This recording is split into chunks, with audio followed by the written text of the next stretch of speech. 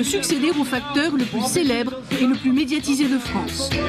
M comme manifestation, c'est précisément le seul moyen pour exister du nouveau parti anticapitaliste.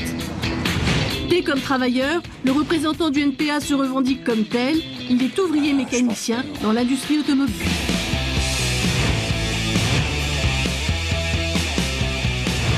Alors bonsoir Monsieur Poutot. Bonsoir. L'annonce faite par Nicolas Sarkozy ce matin concernant Florange n'a pas convaincu les syndicats. 17 millions d'euros investis par Mittal sur le site, dont 2 millions pour des travaux de maintenance sur le haut fourneau. Et vous, qu'en pensez-vous ? Je pense comme les collègues d'Arcelor.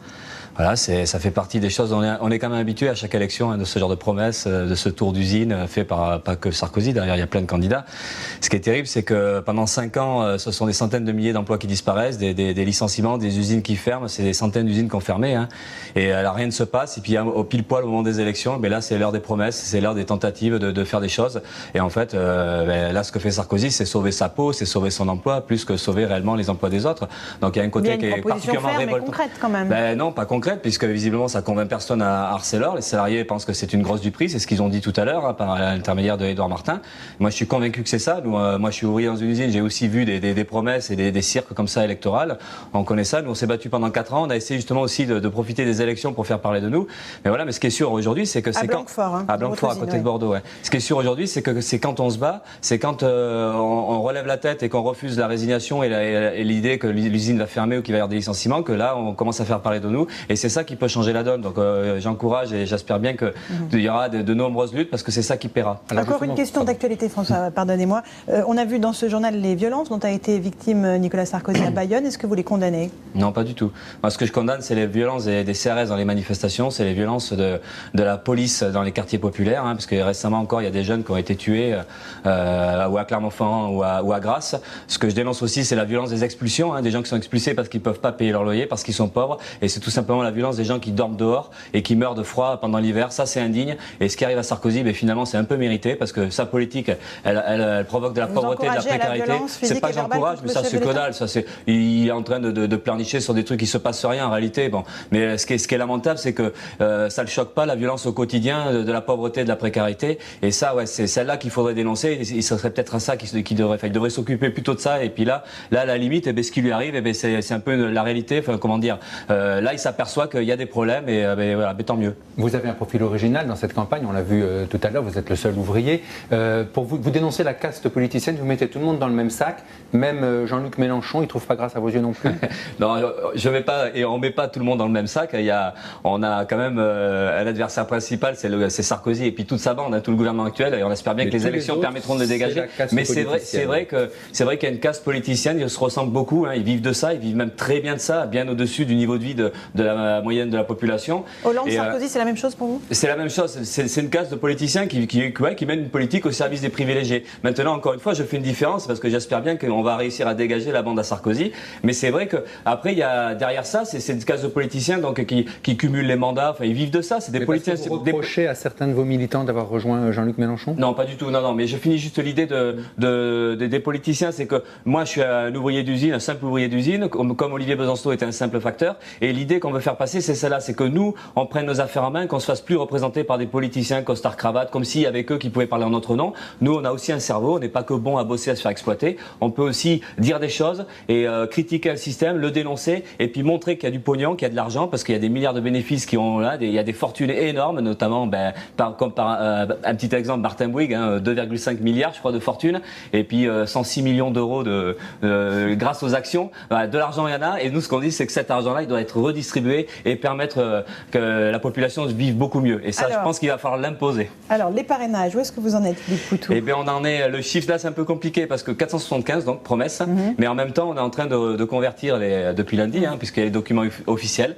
Donc voilà, on n'est pas loin du but, on se rapproche, mais on est en. Mais c'est pas gagné. Mais voilà, c'est pas gagné, donc on a encore un peu de stress parce que nous, on veut absolument y arriver pour faire vraiment la campagne parce qu'on a vraiment beaucoup de choses à dire. Si c'était pas le cas, qu'est-ce que vous feriez si vous ne pouvez pas vous présenter ? Vous appelez à voter pour qui ? Pour l'instant, au premier tour, vous voulez dire? Oui, au premier tour. Mais pour l'instant, on exclut cette hypothèse-là. Il faut qu'on y soit. Voilà. Il faut qu'il y ait un ouvrier qui soit candidat. Il faut que le NPA puisse défendre son programme politique, l'interdiction des licenciements, l'annulation de la dette, dire qu'il y a du pognon, qu'il va falloir répondre aux besoins sociaux, le développement des services publics. Voilà, toutes ces idées-là, il faut qu'on soit là pour les défendre et dire clairement aussi qu'il faut dégager Sarkozy, mais le plus à gauche possible, en disant très clairement dès le premier tour que la solution Hollande, ça sera pas une bonne solution et qu'il faudra compter sur la lutte sociale. Comment vous rallierez à lui de toute façon. On n'en sait rien, mais là ce que j'ai envie de dire, c'est que par rapport à Mélenchon, puisque vous posez la question, nous ce qu'on espère, c'est qu'il y ait une riposte unitaire de la gauche, très rapidement dans la rue, parce que si on veut une véritable politique de gauche, il faudra l'imposer par des luttes sociales. Sur votre projet, qu'est-ce que vous pensez de la défiscalisation des heures supplémentaires qui a été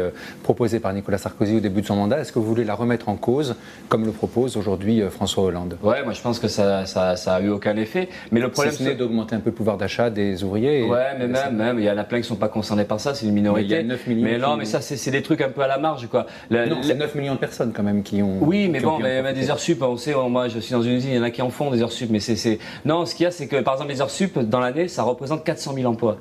Donc en fait, il faudra arriver à arrêter les heures sup et donc embaucher 400 000 personnes. Mais derrière, il faudrait augmenter les salaires, effectivement. Il faudrait qu'il y ait par exemple 300, c'est ce qu'on revendique, 300 € de plus pour tout le monde. Et on sait que l'argent, il y en a. Mais ça veut dire encore une fois que l'argent, il faut aller le chercher là où il se trouve. Et notamment en annulant toutes les niches fiscales. Parce que là, ça représente 145 milliards d'euros. Mais cet argent-là doit servir à augmenter les salaires de manière à ce que les gens n'aient pas besoin d'heures sup pour pouvoir vivre. Voilà, justement, la proposition de François Hollande de taxer à 75% les revenus les plus riches, on voyait tout à l'heure les footballeurs. Qu'est-ce que ça vous inspire? Vous êtes content?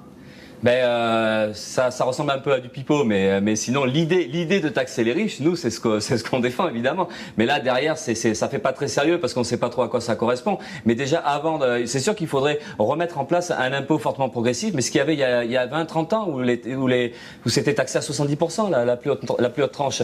Donc pour commencer, il faudrait déjà annuler toutes les niches fiscales, 145 milliards d'euros. Il faudrait arriver à stopper les exonérations des cotisations sociales, 32 milliards d'euros à l'année, de manière à ce que l'argent rentre dans les caisses de l'État, dans les caisses de la sécurité sociale et qu'on puisse vraiment payer les salariés et embaucher. Vous, quel est le seuil auquel vous proposez d'imposer les plus riches? Au-delà d'un certain... Ouais, nous on dit, c'est un peu comme Mélenchon d'ailleurs, à peu près, je crois que c'est entre 20 et 25 fois le SMIC. Voilà, et à partir de là, on pense qu'il faut tout prendre.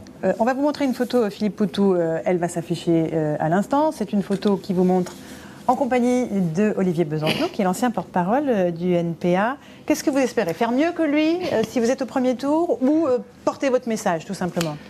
Non, mais voilà, on a l'air de s'amuser. Mais le message est le même, cela dit. Mais oui, c'est exactement le même message, c'est le même programme politique. Là, on pense pas au score pour l'instant. Ça ne veut pas dire qu'on est indifférent au score. C'est sûr que plus on fera dans une élection, un score honorable, quand même. Oui, non, mais là pour l'instant, c'est vrai que l'obsession qu'on a, et c'est normal, c'est d'avoir ces 500 parrainages. Et d'ailleurs, je fais un appel à tous les merkésites pour qu'ils le fassent, qu'on y soit.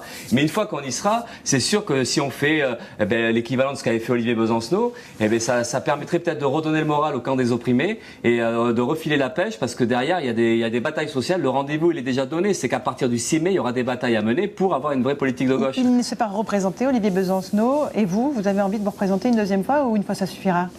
J'ai déjà répondu à ça, mais là, on n'en est pas là. Il faut réussir cette campagne-là. Mais l'idée, c'est ça, c'est que de toute façon, il ne faut pas qu'on personnalise, il ne faut pas qu'on arrive à faire.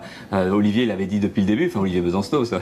Il avait dit une fois, il a fait une deuxième fois, pas trois. Mais voilà, il ne faut pas qu'on le fasse trop souvent. Il faut au contraire tourner. Nous, on a un parti avec des milliers de militants et on voudrait montrer un visage collectif. Tourner, ouais, c'est hyper important. Il faut pas que de toute façon, on peut pas être représenté par un seul visage. Il faut que ça change. Mais l'idée surtout, c'est de représenter le camp des opprimés. Et cette idée de dignité populaire, et voilà, à travers ce qu'on fait, c'est un peu...